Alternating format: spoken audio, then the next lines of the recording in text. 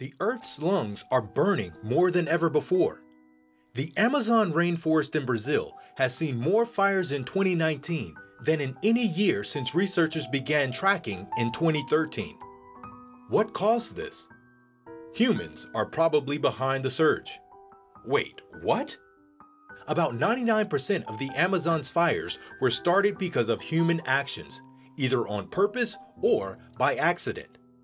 The world's atmosphere is currently holding about 415 parts per million of carbon, and the destruction of the Amazon would add roughly 38 parts per million, Lovejoy estimates. It's a big number, almost a 10% increase in carbon. Apocalyptic as this sounds, science suggests it's not too late to save the Amazon. So let's get to work. What you need to know about the Amazon rainforest. Is the Amazon rainforest really Earth's lungs? The answer is yes. As the world's largest rainforest, the Amazon plays a crucial role in keeping our planet's carbon dioxide levels in check. Plants and trees take in carbon dioxide and release oxygen back into the air in the process of photosynthesis. The Amazon rainforest is typically wet and humid, but is subject to both wet and dry seasons, like many other tropical places on Earth. July and August see the onset of the dry season and are the region's driest months, with activity peaking by early September and stopping by mid-November, according to NASA. In a typical year, that adds up to 200 rainy days.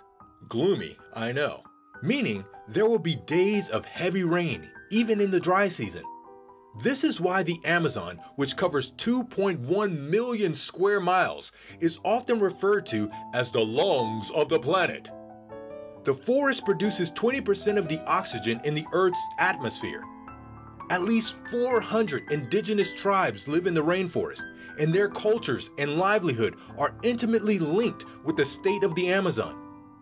Last year, Brazil witnessed a record number of wildfires, and the Brazilian president, Jair Bolsonaro, said that the country's government lacks the resources to put these fires out, creating more concerns surrounding rainforest damage and the devastation to lands belonging to indigenous people.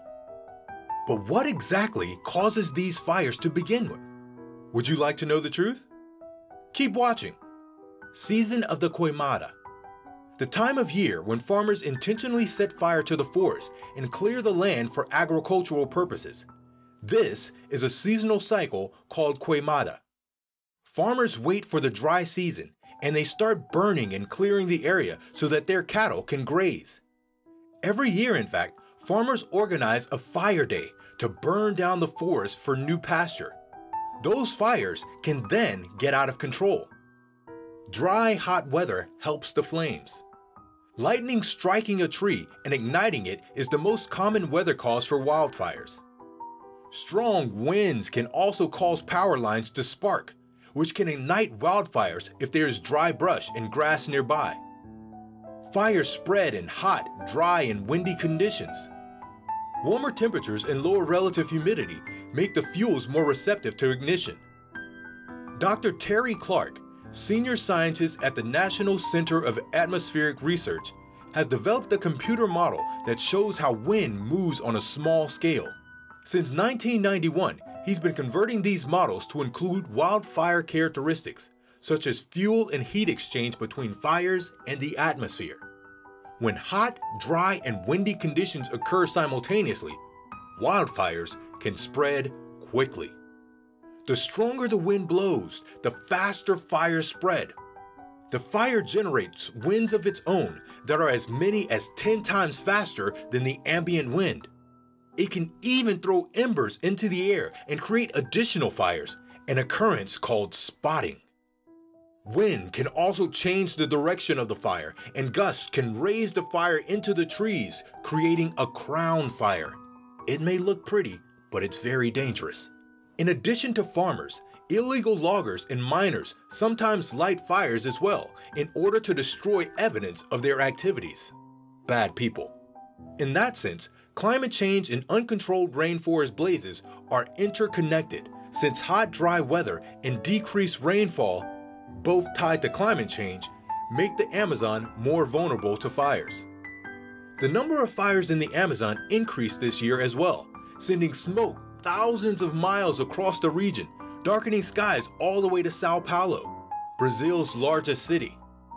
Humans are driving these fires, either in a very direct sense or a global sense by changing the ecosystem so much, one expert said. Deforestation could drive the Amazon to a tipping point. In the Amazon, these came out of fires drive deforestation.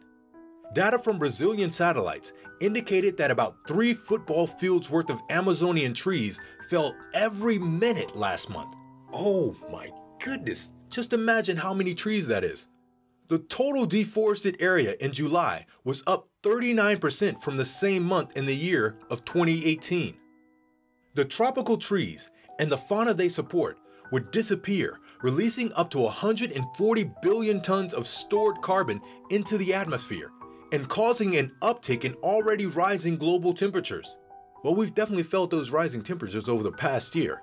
Many are deliberately ignited to clear the forest for farming and cattle ranching. Brazil is the largest beef exporter in the world, and 80% of the soy it grows in the Amazon goes to animal feed. And of course, collectively eating less beef won't hurt either, since demand for beef is what creates the situation to begin with. This year so far, scientists have recorded more than 74,000 fires in Brazil. That's nearly double 2018's total of about 40,000 fires. Pretty much everything is started by humans. It's 2020. Why is it important to look back? Sometimes you have to look back in order to move forward. So why is it important now? Once a fire destroys a habitat, every animal that relied on it suffers as well, losing shelter and food. A lot of carbon in a big forest is contained in its soil. Layers of organic matter sits on top of the soil, which in turn provides a vital home for small invertebrates. All this organic matter burns up in the wildfire's high heat. That soil can also move around across a fire into places it isn't supposed to be. What are you doing here? Including into waterways from uncontrolled runoff. If nothing changes soon, we can expect the degradation of freshwater systems, loss of biodiversity, soil washing into the sea, smaller agricultural yields, increased insect infestation, and the spread of infectious disease. If that wasn't enough, here's more on why the region is important. There's an abundance of animals. From pond-hopping poisonous frogs to spotted jaguars slinking around in the dead of night, the Amazon houses some of the world's most charismatic plants and animals. It's one of the most diverse ecosystems in the world, home to 10% of the world's species, according to the World Wildlife Fund. There are more than 2.5 million species of insects that scuttle through the leaf litter. Not a good place if you're afraid of bugs. But they're all important. It contains roughly 1,300 bird species, 3,000 species of fish, and approximately 430 species of mammals, according to National Geographic. These animals play an important role in keeping the rainforest healthy. For instance, important nutrients from the carcasses, feces, and food scraps deposited by mammals leach into the forest floor. This nutrient influx helps soil microbes better store carbon instead of releasing it into the atmosphere. There's a wild variety of plant life. More than 40,000 plant species have been found in the Amazon rainforest. Chocolate, vanilla, cinnamon, pepper, and coffee all grow in the rainforest. Rubber trees produce a sticky white latex sap that holds our planet together and provides a source of income for indigenous communities living in the rainforest. The Amazon's plants play an active role in regulating the ecosystem. Through a process called transpiration, plants release water vapor from pores along the underside of their leaves. This moisture influx sustains life by seeding thick bands of clouds that keep water locked in the lush forest and flowing into the river that supply communities downstream. This phenomenon doesn't just impact weather in the Amazon. As the rain falls over the forest, warm air rises high into the atmosphere, pulling even more moisture in from the ocean, thousands of miles away. The Amazon River's riches. The Amazon River is the second longest river in the world, next to the Nile. Its winding waterways cover roughly 4,000 miles according to the U.S. Geological Survey. The Amazon has the highest rate of rainfall in the world according to National Geographic. More than 3,700 cubic miles of rainwater fall from the sky each year. That's a lot of water! Biodiversity along the Amazon River and its surrounding wetlands is incredibly rich. The winding river is home to numerous species including red-bellied piranha, pancake stingrays, bull sharks, black caiman crocodiles, and the endangered pink river dolphin. The carbon and oxygen cycle. The Amazon rainforest plays an important part in regulating the world's oxygen and carbon cycles. It produces roughly 6% of the world's oxygen and has long been thought to act as a carbon sink, meaning it readily absorbs large amounts of carbon dioxide from the atmosphere. But when trees are logged and the forest is burned, that carbon is released into the atmosphere at alarming rates. Recent research has suggested that these forests might actually be emitting more carbon dioxide than they're absorbing.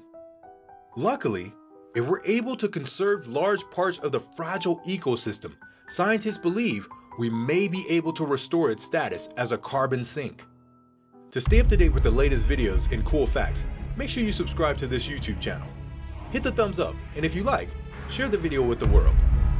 Express your thoughts below with a comment.